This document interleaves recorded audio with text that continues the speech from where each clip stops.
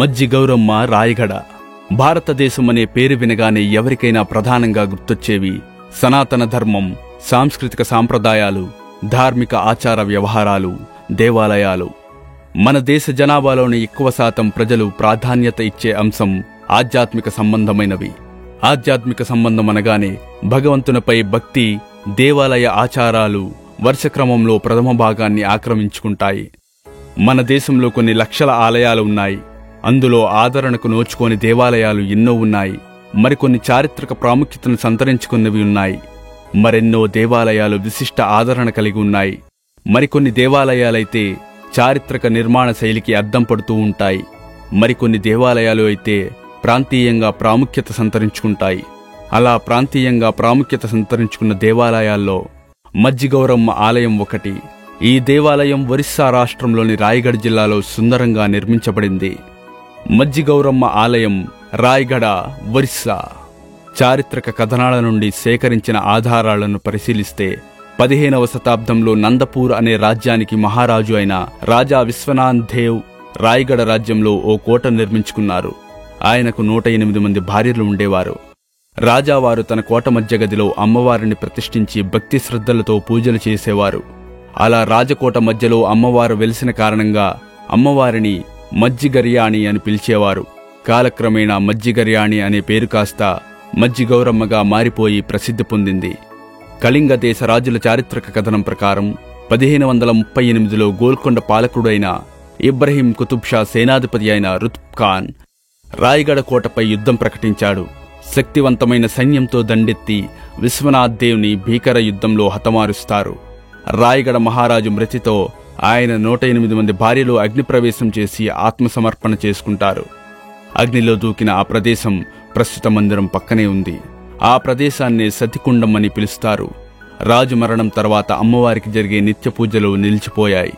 కోట కూడా కూలిపోవడంతో అమ్మవారి ఆలనా పాలనా చూసేవారే కరువయ్యారు.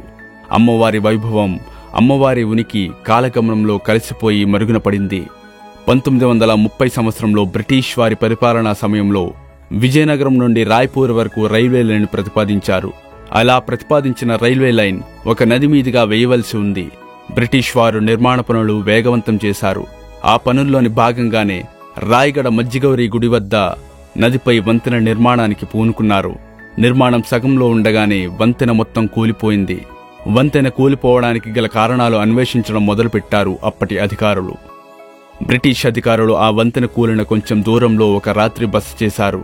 అందరూ అలుపెరగకుండా కష్టపడిన కారణంగా గాఢ నిద్రలోకి జారుకున్నారు. అలా గాఢ నిద్రలో ఉండగా ఒక బ్రిటిష్ కాంట్రాక్టర్ కలలో అమ్మవారు ప్రత్యక్షమయ్యారు.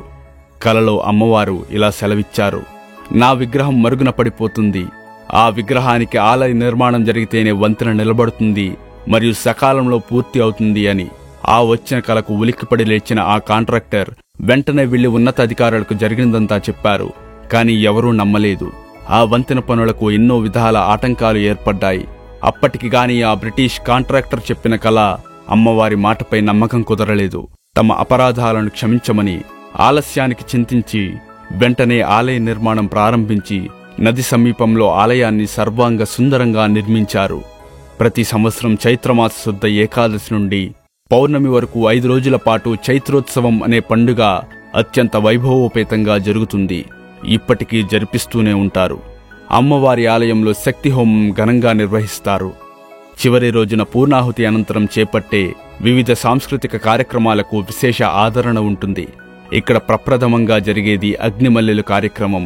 భగభగమండే నిప్పు కణికలపై నుండి ఆలయ ప్రధాన పూజారి నడుచుకుంటూ వెళతాడు. అనంతరం పిల్లల నుండి వృద్ధుల దాకా వయసుతో సంబంధం లేకుండా అన్ని వయసుల వారు అగ్నిమల్లెల మీద నడవడం అనేది అనాదిగా వస్తున్న ఆనవాయితీ. తదుపరి కార్యక్రమం మరింత ఆశ్చర్యానికి గురిచేసే ముళ్ల ఊయల సంబరం. ఊయల మీదన మొనతేలిన మేకులు ఉంటాయి. అమ్మవారి కృపా కటాక్షాలతో ఆ మేకులపై పూజారి కూర్చొని భక్తుల్ని పారవస్యానికి గురిచేస్తారు. అమ్మవారి చల్లని దీవెనలు భక్తులందరిపైనా కురిపిస్తాడు అని భక్తుల నమ్మకం. 5 రోజులు జరిగే పండుగను చూసేందుకు వచ్చే భక్తుల సంఖ్య లక్షల్లో ఉంటుంది. అమ్మవారిని దర్శించుకున్న వారందరినీ చూస్తే కనుల విందుగా ఉంటుంది. అక్కడ ఆలయ ప్రాంగణంలో వాతావరణం ఒక పెద్ద జాతరని తలపిస్తూ ఉంటుంది. మజ్జి గౌరమ్మ సుందరమైన ఆలయంలోనికి ప్రవేశించగానే ఆలయ సింహద్వారం ముగ్ధ మనోహరంగా దర్శనమిస్తుంది. సింహద్వారాన్ని దాటగానే నిగనిగలాడే ఇత్తడి లోహపు గుర్రం దర్శనమిస్తుంది. సుమారుగా 500 కిలోల ఇత్తడి లోహంతో తయారు చేసిన గుర్రం ఉరకలు వేస్తూ ముందుకు దూసుకెళ్లేందుకు సిద్ధంగా ఉన్నట్లు కనిపిస్తుంది. అమ్మవారు రాత్రి సమయాల్లో ఆ లోహ అశ్వంపై సంచరిస్తూ ఉంటారు. అలా సంచరిస్తూనే ఆ గ్రామ మరియు పట్టణ ప్రజలను ఎల్లవేళలా కాపాడుతూ ఉంటారని భక్తుల బలమైన విశ్వాసం. ఆలయ ప్రాంగణంలోని ఒక చెట్టుకు భక్తులు ఎర్రని వస్త్రాలని, గాజులని ముడుపులుగా కడుతూ ఉంటారు. ఆ కారణంగా ఆ చెట్టుకు ముడుపుల చెట్టు అనే పేరు కూడా వచ్చింది. ఎంతో కాలంగా నెరవేరని కోరికలు కూడా ఆ ముడుపు కట్టగానే నెరవేరుతూ ఉంటాయి అనేది ఆలయానికి వచ్చే భక్తుల విశ్వాసం. అమ్మవారిని మనస్ఫూర్తిగా, దయగల తల్లి, నీ దయతో నా కోరిక తీరితే మరలా నీ దర్శనానికి వస్తానమ్మా అని మొక్కుకుంటే చాలట. అమ్మవారి స్వయంగా దిగివచ్చి కోరిన కోరికలను సఫలం చేస్తుందని భక్తులు పారవస్యంగా చెబుతూ ఉంటారు. సర్వసాధారణంగా మనం ఏ ఆలయానికైనా వెళ్లేటప్పుడు నానా జాతుల పూలు, ఫలాలు, వివిధ దళాల పత్రి మనతో పాటుగా తీసుకెళ్తూ ఉంటాము. ఈ మజ్జి గౌరమ్మ ఆలయంలో మాత్రం ఓ వింత ఆచారం ఉంది. సాధారణంగానే భక్తులు ఎన్నో వింత ఆచారాలు, నియమాలు వెతుక్కుంటూ ఉంటారు. ఇక్కడ భక్తులు క్రమం తప్పకుండా ఆచరించే ఆ వింత ఆచారం ఏమిటి? మజ్జి గౌరమ్మ ప్రధాన ఆలయం వెలుపల రాయజాని మందిరం అనే ఒక మందిరం ఉంది. ఆ మందిరం వద్ద భక్తులు రాళ్ల పూజ చేస్తారు. అమ్మవారిని దర్శించుకొని వచ్చిన ప్రతి భక్తుడు తూచా తప్పకుండా విధిగా నియమం పాటిస్తూ రాయజాని మందిరంలో ఒక రాయి వేస్తారు. ఇది ఇక్కడ ఎన్నో ఏళ్లుగా వస్తున్న ఆచారం. రాయజాని మందిరంలో పోగైన రాళ్లను ప్రతి సంవత్సరం విజయదశమి వేడుకల తర్వాత ఆలయ సమీపంలో ఉన్న ఒక లోయలో పడేస్తూ ఉంటారు. ప్రాంతీయత కారణంగా ఈ ఆచారం మొదలైంది అనేది ఈ ఆలయాన్ని సందర్శించే భక్తులు చెప్పే కథనం. ఈ ఆలయం రాయ్పూర్ మరియు విశాఖపట్నంలను కలిపే రైల్వే ట్రాక్ పక్కనే ఉంది. ఆది బుధవారాల్లో యాత్రికుల రద్దీ ఎక్కువగా ఉంటుంది. అరటిపండ్లు, కొబ్బరికాయలు, పూలు, ప్రసాదాలు, చీరలు, ఫోటోలు మొదలైన వాటిని కొనుగోలు చేయడానికి అనేక దుకాణాలు అందుబాటులో ఉన్నాయి. దసరా పండుగ సమయంలో ఆలయం భక్తులతో అత్యంత రద్దీగా ఉంటుంది. సాయంత్రం వేళల్లో రద్దీ కొద్దిగా తగ్గుతుంది. అమ్మవారి విగ్రహం ఎర్రటి సింధూరంతో కప్పబడి ఉంటుంది. భక్తులకు ఆకులపై సింధూరపు ముద్దను ప్రసాదంగా ఇస్తారు.